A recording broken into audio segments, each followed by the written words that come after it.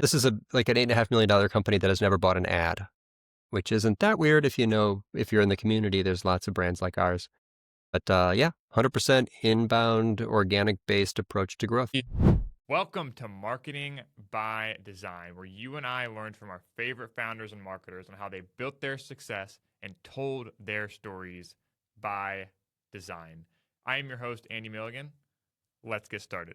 What is happening, people? Welcome back to another powerful episode of Marketing by Design. If you are a founder, a marketer, or an agency owner looking to hear from high performers who are getting exceptional results in your field, you're in the right place. Today's guest on the show is none other than one of the highest performers there are in marketing. And if you haven't heard of him, you can crawl out from under that rock you're living on and say hello, because it is Andy Crestodina. You guys might notice a little bit in this episode that I'm fanboying a little bit more than usual. I usually don't get starstruck because, we've been doing this for almost 2 years, 134 episodes into this now. But Andy is someone that I have followed and learned from for just such a long time. I got the chance to meet Andy in person over at CEX in Cleveland earlier this year. Hearing him speak on content marketing and web is just, it's a masterclass. In this episode in particular, we're going to talk a little bit about Andy's story, how he built Orbit, the role he's currently playing in his business now. And of course, you guys know me, we're going to nerd out a little bit on web. Andy and I do work in a similar healthcare space with web and content marketing. And together we nerd out on what's working, what we're seeing, and what's getting results for our clients. So that's enough for me. Let's jump straight into this episode with Andy. But before we jump in, I want to show you guys a quick resource that I've made just for you. If you're a marketer and you're second guessing your own website, I've compiled a Notion swipe file of the highest converting web designs that we use for our clients. It always helps to start from something that's proven to work. So if you're questioning your design, I highly encourage you to take me up on this. Check out that first link in the description and get some nice, good visual inspiration that you can apply right away. And without further ado, please welcome to the podcast, Andy Crestodina of Orbit Media Studios by Design. We started building websites in 2000.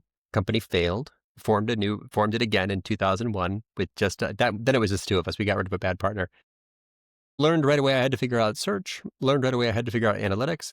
So I invested heavily in those skills in the early days, and then gradually grew. It's all web development. It's mostly lead generation websites, building sites that perform and search and generate leads. 2007 started writing a little bit. 2009 added another partner who's the CEO, and he freed up a ton of my time because he built a sales function. And so then I had 20 hours a week extra of time, and then just doubled my frequency, started making videos, started hosting events. And so that has grown. We're now 53 people, and we still are focused on building high-performing B2B lead gen websites. But the content has kind of a life of its own. This is a founder-led content program, you could say. LinkedIn is our number one channel today, but I still write. My frequency never changed. I write one article every 2 weeks. The LinkedIn newsletter is weekly, so I pull things from the archives for every other week. And yeah, this stuff reaches like 3.5 million visitors a year. We are dominant in search for our most important key phrases. And so this is like an $8.5 million company that has never bought an ad, which isn't that weird if you're in the community, there's lots of brands like ours. But yeah, 100% inbound, organic-based approach to growth. That's a great summary. First of all, I would disagree. I don't think there are a lot of brands like yours. And there are a lot of people in the sense that you probably were referencing that do founder-led marketing, founder-led content motions. And just like as a point of audience feedback, a lot of people in the audience have probably listened to you before and heard some of your stuff, that the mind share that you, particularly you, because you are so visible, but that Orbit holds as just like the trusted resource thought leader, just how long that actually takes to build, like long times of showing up, consistent, valuable content, becoming that trusted source. Something that I really wanted to ask you in particular, I think you're uniquely suited to answer, is how do you keep that threshold for the quality so high, and also the cadence as well? Is there ever a time when and we were at CEX last weekend, and Jay Klaus kind of touched on this a little bit. Mm-hmm. but there's been several times and I see a lot of people kind of at this high threshold of quality where they're okay saying to their team or to themselves, especially when you're traveling a lot, man, I can imagine, where they will say, they'll have the dialogue, hey, let's not push publish this week. Let's really double down on making sure we're factually correct, dude. And we'll link to all a ton of your articles in the show notes. But just like how in depth the visuals, the case studies, the 20 to 30 collaborators that you have on these pieces. Has there ever been the time where you dialed back on cadence and just said, okay, let's skip publishing this week and focus on quality? I don't think so. Not really, because it's only one every 2 weeks. So let's say that I'm putting in big efforts on these things, and there's a few. One I think you might have just mentioned, where it takes like 100+ hours, but that starts months in advance. There are lots of these articles are maybe 10 to 12-hour efforts, and if you publish once every 2 weeks, really you got this. Like you can do that. The trick for me is that I have clients, and my number one priority is my current clients. So I'll have meetings where it's just like 8 meetings back to back. Today was an exception, and I mentioned before the show that like I maximized that time and quickly wrote an article as a guest post, and I quickly recorded a video. But no, I'm in biweekly, and there's a few tricks. One is that I stay sharp by talking to people all the time, and I'm constantly helping people with real problems, and I'm seeing analytics accounts, and I'm looking at search rankings, and I'm checking conversion rates, and I'm running, experiments in AI. And those things often roll right into the content. So the conversations lead to content. I'm not really a full-time marketer. I'm a part-time marketer. I'm mostly focused on the business and my clients and supporting my team. So that's part of it. Another is that after you have a body of work, you can go back and update things that already exist. And by upgrading existing content, it becomes a bit more efficient because you're taking something that you've already put a lot of time and effort into, sometimes creation of graphics. The designer made these, examples, and you can just keep repurposing that. There was an article that I posted a few weeks ago that was literally the 5th time I'd written it in 12 years. It's a guide about traffic sources to websites, and it like definitely needed an update. But if I look back to the original version of that, it's hilarious. It's like so brief. Now I think when I go back and update old things, I find that frequently what they're missing is just a harder hitting tone. The things I wrote before were just kind of watered down, Well, it might be useful if you'd consider to potentially like cut all of that. This is how I do it. This is how you should consider doing it. Experience shows, research shows, these people's points of view. So they don't necessarily, I'm not thinking about word count. Part of what makes the process more efficient is just simply being more direct and kind of having some guts as you write. I don't think that takes longer. I think it just takes a little mindset shift. Yeah. You've answered a lot of questions in the past about your process, so I won't bore you with that, because I think a lot of interviews they talk about like how do you do XYZ. To me, it's really not to sound brash, but to me it's not a mystery. It's consistency and it's damn good work. And the reason like I say that is because I was watching a video of yours last night that made me realize like, okay, this is why. Like this is why this guy is the trusted source for all this information. And it was one where you're using AI to evaluate social media. I don't remember the exact title of the video, but you were exporting the LinkedIn data and you were using it to ask strategic insights questions. Oh, yeah. And you exported the data and the formatting was like way off. But then you skip. So you're like, okay, so LinkedIn's going to give you an absolute dumpster fire to some extent is what you said. Yep. Unstructured data. And then you just cut and he goes, okay, so it's been 2 hours and now we've got it nice and formatted so we can actually get to asking some questions. And I was like, that right there, like that 2 hours, like not a lot of people go to that depth. I think people recognize that in what you do and the sheer bar for quality. So to me, it's not a secret as to why you are where you are. I think a lot of people recognize that. But one thing I did want to ask you that I haven't been able to maybe pin down an answer for you from is more so when you look at your own content, I think you guys might have a little bit of a moat, so it might not directly apply to some of the listeners. but the content you make isn't directly correlated to the services that Orbit offers. You guys do digital marketing and web design. I mean, Yep. that's the H1 on your website. Yep. But what would you say, maybe if you were more in a strategic advisory role to someone Yeah. that's looking to get content, do you focus more on the value or making it a correlation towards what you do? Because I see you as someone who really is just trying to provide as much value as possible. And a lot of times that may deviate from the exact services that you offer. So which do you prioritize? Love this question. People should ask this more often. It's actually a very insightful question because it highlights the difference between sort of the two approaches to marketing. There's brand marketing and there's performance marketing. Brand marketing is partly just about reaching a larger audience and building general awareness so that people that, when they're in the moment of need, they might think of you, how to be top of mind. So our decision maker is a marketing leader of a mid-sized firm that highly prizes inbound leads. If you want to ever get any attention from that person and you write just about web design, like that, they're never going to click, read, subscribe. My audience would be very small if I only talked about the actual service that we offer. In other words, for us, this content program is mostly a brand play. It's about top of funnel awareness, being present in the world, being a good internet citizen, being a helpful, useful person, and just trying to be top of mind. So there are today. It depends who I was advising or who the client was, but I almost always recommend starting with the bottom of the funnel, where the numbers don't really matter because you're trying to make something for the person that is very targeted. So Yeah. if I started from scratch today, I would 100% just focus on content that answers the key question for the prospect in the moment and write all of that stuff first. And I'd distribute it after sales calls. I would include it, I'd build it into my email nurture sequences. I'd use it to warm up cold leads. I'd follow up proposals with a nurture sequence, and we do these things. And a percentage of our content is totally focused on the decision maker and the highlight, sort of agitating the problem.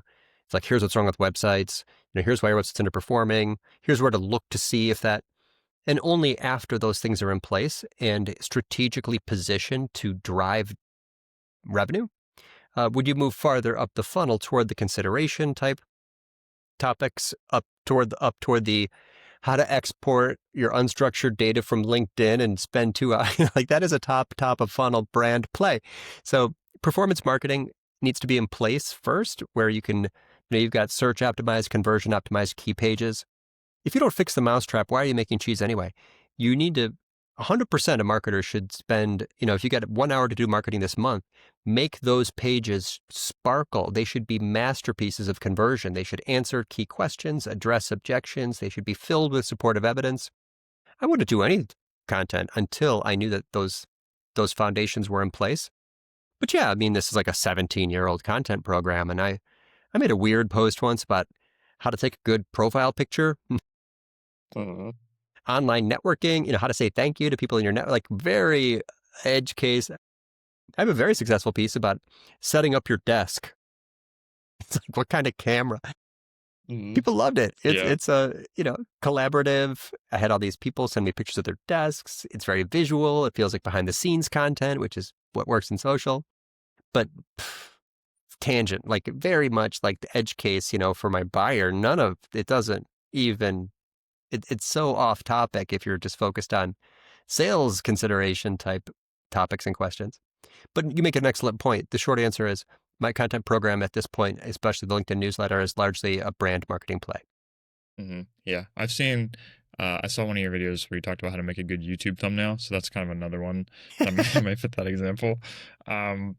Which, I mean, you do make good thumbnails, man. Like, you put your I don't face love on those there. actually. I'm clicking And that. that's, you could learn that from anybody. I'd forgotten I made that. I don't think I haven't promoted that since it went live, and I totally I never think about that, nor am I proud that I made that video, honestly. Dude, well, it's refreshing to me to hear that even you have regrets when it comes to content. I think that's very reassuring. Yeah, it's just weird stuff we all do. You kind of touched on something I wanted to double click on there, and that was collaboration. So like asking people for, on different levels, asking people for photos of their desks.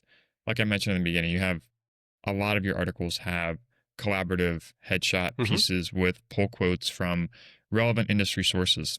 And now you guys are I believe, you are at a status to where that is a very prominent association. People want to associate their brand in an Orbit article. Maybe for someone who doesn't have as much reach or audience validation with their own content, maybe you touch on a little bit what that looked like, that outreach for collaboration in the beginning looked like when you didn't have the status to say, like, hey, would you like to be a feature? Maybe it's something that people aren't as lenient to do when it's not a high status of a thing for them to join Andy's newsletter. How would you structure that outreach to be different? Well, I'm not sure that it's true that it's harder to do collaborative content if you're earlier in your development of your personal brand or starting out. I mean, sometimes people are like, "Hey, would you want to be on this podcast?" Sure. Uh-huh. It's our first show. Great. Who cares? I don't know that the content marketing community is so generous. Basically, content marketers are all trying to win a battle of generosity. It's a contest to be the most generous person or brand. So, uh, I I went straight at it, and before I had any audience at all, pitched content to Ann Handley at Marketing Profs, to Brian Clark, a copy blogger, to Joe Polizzi and his team at Content Marketing Institute. I made a list of all the places, Moz, all the places I wanted to write for, and then I just pitched and started building relationships. But the lift for the collaborator for a contributor quote is so low. If you get an email that says, "Hey, do you want to contribute a quote to this piece? It's about topic XYZ. If you got time, send me a short blurb. If you don't, no worries. No big deal. Just delete this message." I don't think that most people want to be quoted. To them, you are a press hit. Few people ask about your reach before they're willing to share their point of view. So it's good for them. It's good for everybody. The benefit to the marketing program is immense. You grow your personal network, as we just said. You improve the quality of your content because you got multiple points of view. We're in a post single point of view era for content. You learn while you're creating content. I've learned amazing things from contributor quotes I mean, you should be learning while making your own content and writing your own blog or recording your videos. Um, so no, I think that and then the social reach is better because you've got a pretext for tagging people when you post. The Right. really mercenary way to put it is you added ego bait. Uh, so I don't know, why not? It's not that time consuming, and it's good in many different ways. And for us, it's simply an editorial standard. I almost never would ever publish a piece of content without multiple points of view. Mm. Yeah, it's a really good answer. Talk to me about knowing your audience. You mentioned the very specific avatar that you guys have when you keep your content in mind. Is there anything you can say about, and I'll give you an example to kind of paint color to it.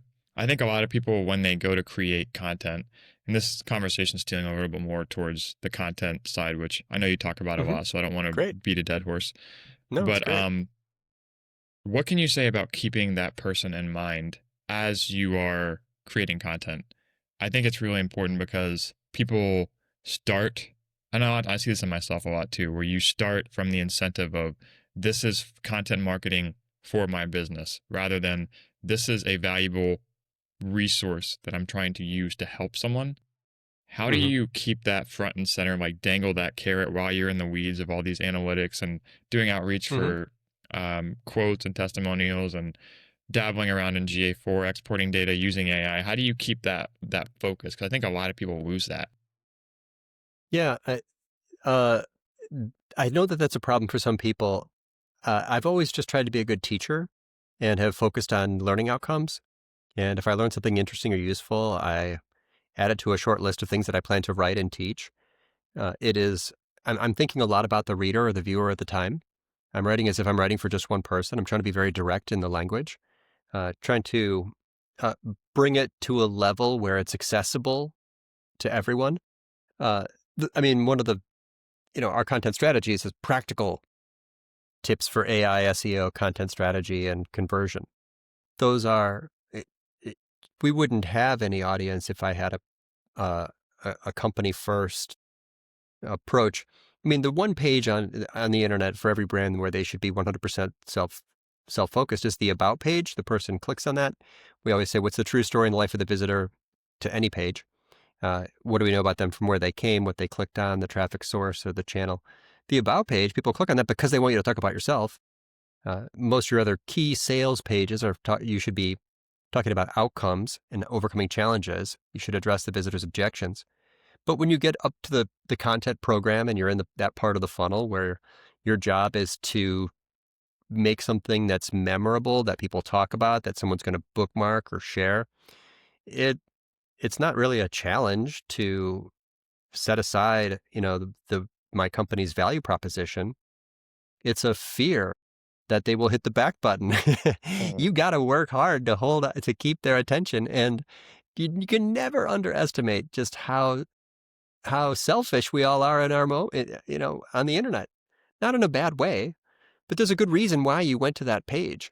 Honor that person. Stay totally focused on them. The back button is the one common feature on every URL in the world. So you have to make it good enough, strong enough, deep enough, compelling enough, specific enough, helpful enough that the mouse doesn't drift up and to the left. So that's all I'm worried about. Yeah. Sorry, the way you said that. Yeah, man, you're very articulate, very well spoken, very Thanks, Andy. Precise with language. I'm sure you get that a lot. But what can you say for people who maybe are trying to, like, I've seen you in person. You're not like a very physically imposing person. You're a very, very human person. I'm skinny and old. I didn't mean that as a slander at all. It's pretty funny though. I appreciate that. I love where this is going. This is an awesome conversation. No, but thank you. That makes me real happy. But what can you say about kind of having presence on stage and making your message effective? I know you have a background in teaching, but especially I know you're probably really nervous coming on today because this is a really big highlight of an interview for you. It's certainly bigger than anything you've done in the past. But that was a joke. I made it. But we're here. No, it's the big Finally. day. You cleared your whole schedule for this. You just said so. No, I'm happy to be here. I love the AMA, and this is super cool. I'm glad we connected, and I can tell you, I do like 3 of these a week, and this is already one I'll remember. So I'm enjoying this. Okay. Yes. Okay. So back to the question. So what can you say about putting together, not so much teaching, but putting together like a verbally articulate presentation?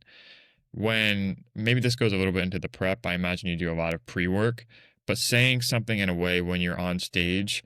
And to be honest with you, dude, when I was researching for this episode, I was trying to find a piece of like really bad content of yours to bring up to like maybe find a chink in your armor. I can help. And Yeah. I'm sure there's some out there, but like I honestly, just being on the outside, couldn't find something to bring up.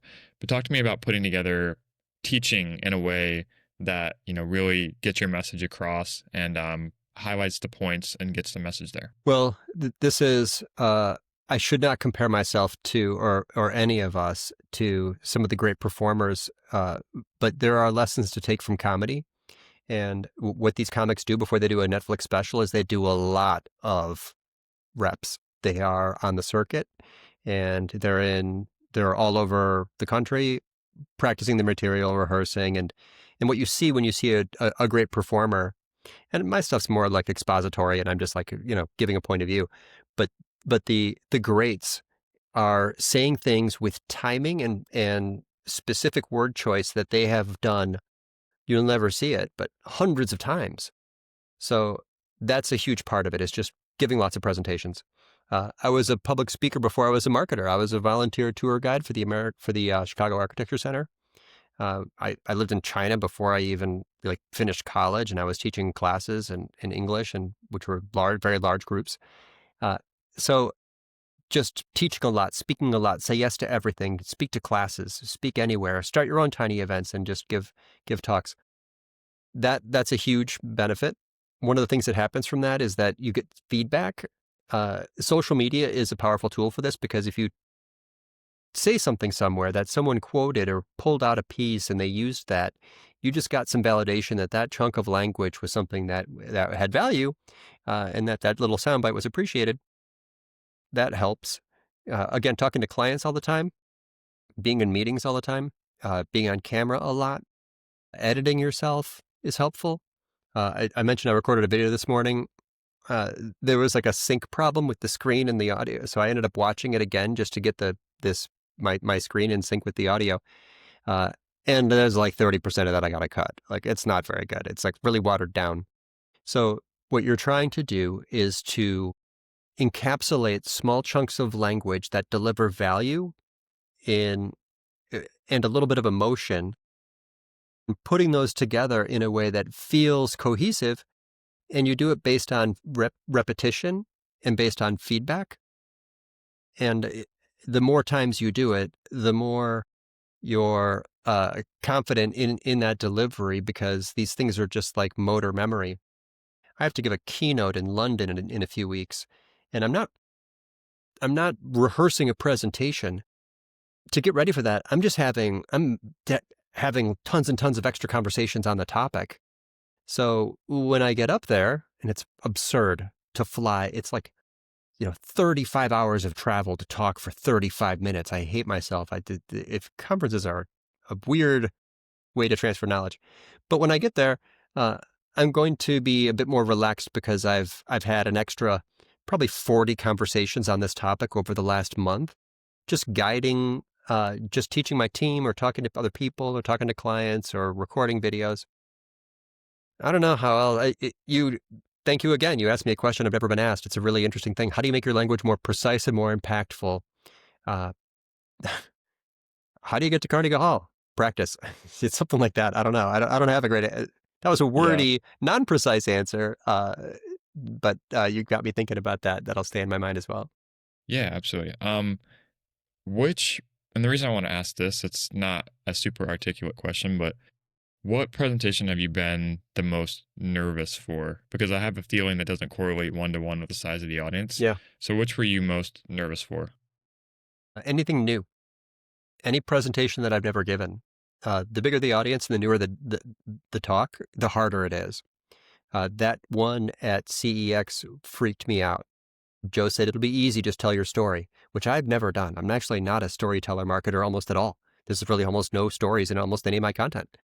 So to structure that and to give it structure, to be able to hit these key points, to have it flow together, I mean, I'm giving myself maybe a B. That was not a great talk. Ever since I walked out that stage, I've thought of 10 things I should have said or better ways I could have said something. But no, there's, I think that as we all get pushed into new topics, because it's a crazy dynamic category, we have to stretch. I'm never in my comfort zone. It's always hard. I'm experimenting all the time. But really, it's the new ones. It's the different ones. And ideally they fit in small ways into other presentations until they can kind of be content. It can be sort of atomized. Like, you can break these things down into smaller chunks that can be sort of, the deck gets shuffled and redealt sometimes. But new talks are tough. Mm-hmm. Yeah, I can imagine. And that's the curse of high performers, I feel like, because I didn't talk to a single person that was like, man, that was a B from Andy today. I mean, I've been to his past talks, but just really didn't bring it today. I didn't hear that from anybody. So bombed. I mean, I could tell you, I've crashed and burned on stage, and I will never forget it. And it was a mistake, and I regret it forever. I changed my topic. I was like the highest rated speaker one year at a conference, and the next year they're like, do whatever you want, put me in the biggest room. And I had this new idea right before the event, and I said, hey, do you mind if I choose a different topic? I mean, it's kind of related, but and he said yes, which was a mistake, because it didn't match this is a sin, the crime, a content crime is to not meet the expectations set, right? The headlines that don't match the content are clickbait. Presentations that don't match the talk, like titles so literally before an event, I will go to the description and I'll make that, and I will put it next to my content and use the strikeout, right? It's like Command-Shift-X to cross off every bullet point and every word from the description to confirm that I will be meeting expectations. Because if you don't, you're going to you're just going to watch people walk out, and it's, and you'll remember. I You'll never won't, forget it. yeah, I won't make you relive that, but there's so many lessons to be taken from that, just from you're a founder of a company too, just setting expectations, especially early. I think part of it is one of those things to you kind of have to touch the stove to know it's hot sometimes, like having the bad the bad presentation, because I've definitely been on the other side of that as well. You mentioned something I wanted to unpack there in your last statement there, how much things are changing dynamically, how you're changing things, the way you're acting. Is there anything, especially being a lot of the audience will see you as someone who's very data informed, data driven, you built that reputation. When do you draw the threshold of like, okay, this is viable to act on? And when you do, is it something that you test internally Hmm. and sort of validate on your own fronts? Or when do you kind of reach that threshold of saying, okay, this is useful to share with my network. This is true. This is fact. Because a lot of this, there's a lot of gray area in this stuff of like what's working. And when you are very data driven, you can almost reach to the point where it's like, okay, we need a little bit more to really feel comfortable sharing this, not to set expectations correctly. Where do you draw the line there? And do you do any internal testing on your own end to be like, okay, boom, we're the guinea pigs. We check that box. For literally for everything, I would never consider teaching something until I had confirmed that it worked.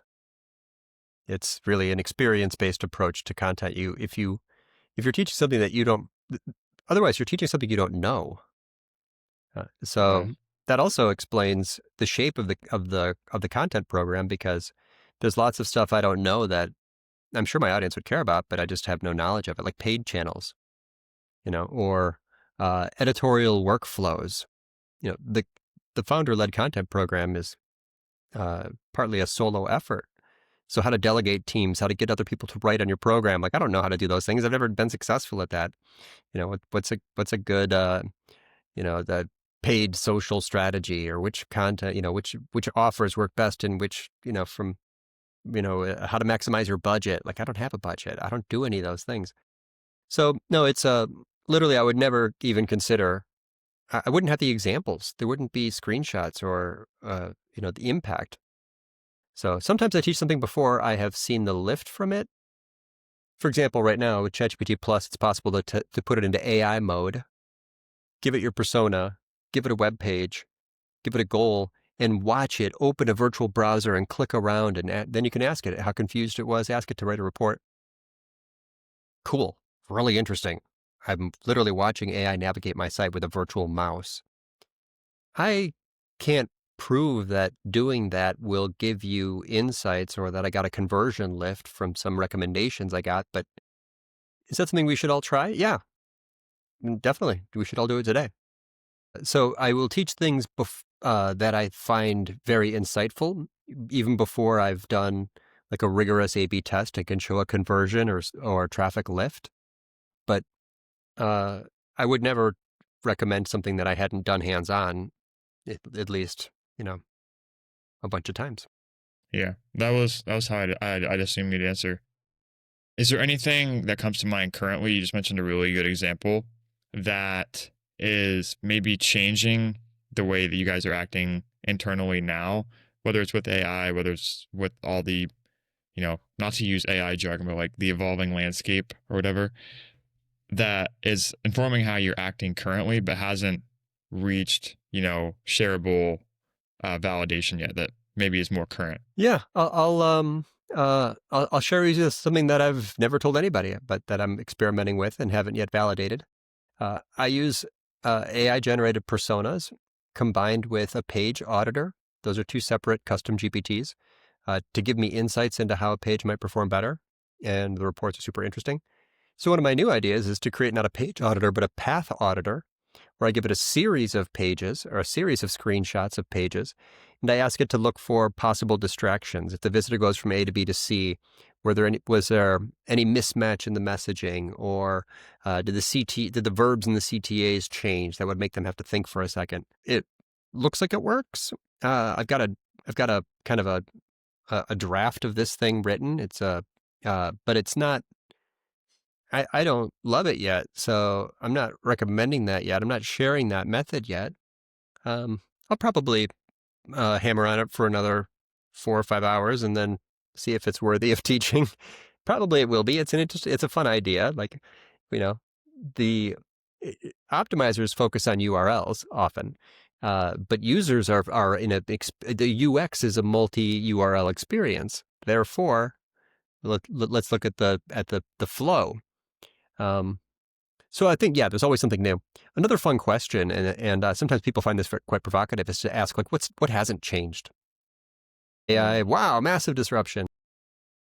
Foundational marketing strategies are true, and were true in the 50s and the 80s and the early 2000s and today.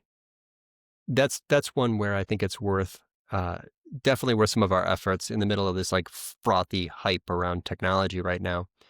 Like, what does this person feel in this moment, and how can I address those emotions? Some of that stuff is the two things that we should all be focused on intensely right now are new opportunities with AI and technology, millions of topics, and the persistence and consistency in human psychology, right? Study AI methods and study cognitive bias. Persuasion, right? It's like tools plus brains, right? The persuasion science, direct response copywriting. I think some of that's missing today. Yeah, I swear that was actually going to be my next question, is what hasn't changed. Cool. But it's a good thing you answered that. Yeah. I want to be really mindful of your time, but okay. Sort of the re-scratching that itch, I think a lot of the listeners are uniquely, especially with AMA, a lot of them are solo consultants slash marketers, or maybe they're considering a transition to one, yay, or the other. So this topic of like job fulfillment, job roles, what does your day-to-day look like? What is your job title? Is a very prominent topic.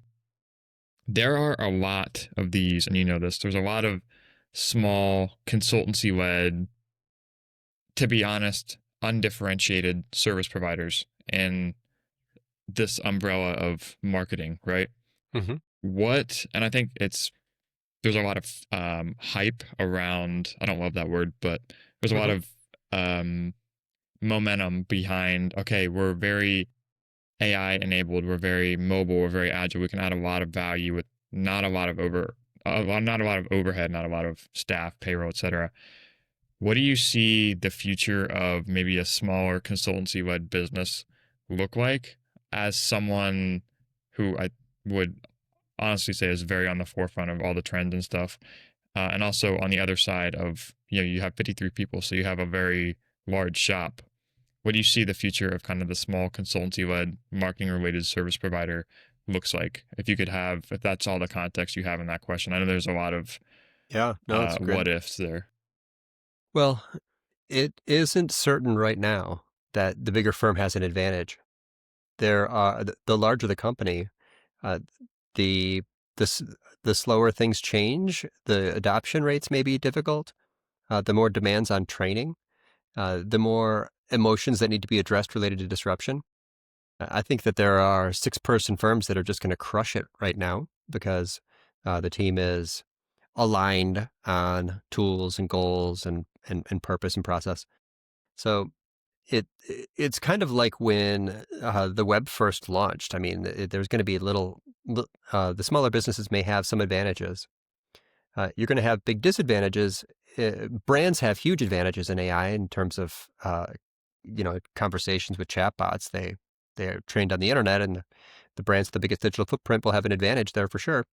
But in terms of process and outcomes, how long does it take a 500-person company to even get approval? Like, much less find a method and vet it and, manage the way in which that rolls out to who. You're seeing this now, especially in like the really highly regulated industries, the really slower moving industries, the really big companies. They're not adopting AI. On the other hand, Mm. I know people who work at 4-person firms where it's like, yeah, we have 11 high-powered agents that bang this stuff out before the call is over. Like what? Like, yeah, building the deliverables and the strategies. Humans have to oversee them, of course, and they'd be foolish just to try to automate everything. Uh, but no, I think that it's a really interesting time for consultancies. I'm not sure that they have I think they may have a competitive advantage in many ways right now. The question is just which methods, prompts, automations, and agents drive the greatest impact in ways that can be converted into a sales message that buyers find appealing. So the process and the product and the pitch line up well. People are ready to buy services that are empowered by AI. In fact, I think we're past the point where there's concern from the buyer. I think people are maybe more concerned that you're not using it. It'd be like, Mm. your accountant doesn't believe in calculators. What? Like, you don't want that accountant. You want your marketer. You want to know that your marketer is using AI to spot gaps, drive performance. Keep your costs down, be efficient. Not miss anything important. So Yeah. I'm excited for all of us as individuals, and I'm actually optimistic for small firms. Mm. Is there anything, if you're comfortable sharing, is this something that you're investing in currently within your own company? And do you recommend people consciously invest maybe some of their own resources? This is more of a business founder Sure. question. Is that something that you're currently investing in and backing with your resources as well? Of course. Yeah. I mean, it's we sales and marketing are the most impacted category according to McKinsey. So here are a couple of examples just to be specific and practical. My obsession, Andy, you know this about me. Uh, If you take all of your client documents, meeting recordings, meeting agendas, deliverables, and put them all into NotebookLM, which is secure, and now you have not just a repository of all of the project files, but you have a tool that anybody onboarding with that client or project can talk to. The summarization and the synthesis that happens with a tool like NotebookLM, it's famous for making like little podcast type recordings, but actually you can give it all kinds of stuff and then just talk to it. That is just a better repository for content or for project documents. Period. Also, I think to make things that are more empathetic and higher performing in terms of conversion, using an AI powered persona to just as an extra step to spot gaps and push conversion rates to get a point of view. It's not doing the job. To use tools to the way that AI can help uh, identify missed opportunities for search. The way AI can uh, automate certain workflows on teams. Like this goes from this person to this person to this person. Let's keep that in a flow. And then certainly for me, I have all kinds of methods that I use in AI. Like I said, like my next one might be a path auditor. But no, I have tools that I've built that check for gaps in the extent to which a brand is discoverable in AI. AI discoverability audit tools. You can look into the AI. You can talk to AI about how it learned. You can ask the AI about how it compares you to a competitor. What does it think your weaknesses are, and what does it think their strengths are? It would be a missed opportunity to not at least consider getting a point of view from it. I don't use it to write. And I don't need it for that. That's not I except for YouTube descriptions. Nobody reads those anyway. I'll let it write those. yeah, it's a really good answer. I want to close by zooming out a little bit. We spent a lot of time talking about content. We've gotten to know you as your priorities in the business and more so in how you're prioritizing your own content too. What do you, in past interviews and past pieces of your content where you talk more about the business specifically, I don't think you give yourself enough credit for being a business person, um, in terms of, because I know you have other people that help you manage the business side a lot, but how do you want to be, it's kind of a broad, more holistic question I'm meaning to make it sound, but how do you want to be remembered? How close do you want the association with you to be with Orbit versus some of your thought leadership and your proprietary content that you're putting out. Um, these aren't at contradictions with each other either. It's not if or situation, but if you could say like, how do you want Annie Crestodina to be remembered? How would you answer that given the context that you have? Well, I feel it is an honor and a responsibility to be someone who has created jobs and to be partly responsible for the livelihoods of these people, their families, their health care, their mortgages. That creates an intense amount of pressure, but it gives me a lot of gratitude to know that I've made something that has been a part of people's lives. We have employees that have been here for 20 plus years. That's incredible to me. Uh, but that's high impact for a small group. Probably, and that never comes up. Another super fun, super weird question. Mhm. More of what I'm doing is just being a little bit valuable to a larger group, and that's probably where there would be any kind of, where the memory of me might be. I mean, I'm intensely focused on my family. That's like 4 of us. I work very, very hard to keep my team happy and busy and employed and stable. That's like 53 of us plus their families. And I just try to be a helpful, useful person online that can teach people, a better way to do something or a new method. And that's a few million people. And all of those are critically important, but I guess in the end, I'd have to prioritize uh, the the team and ultimately the family. I guess, right? It's about them, Eli and Ada and Crystal.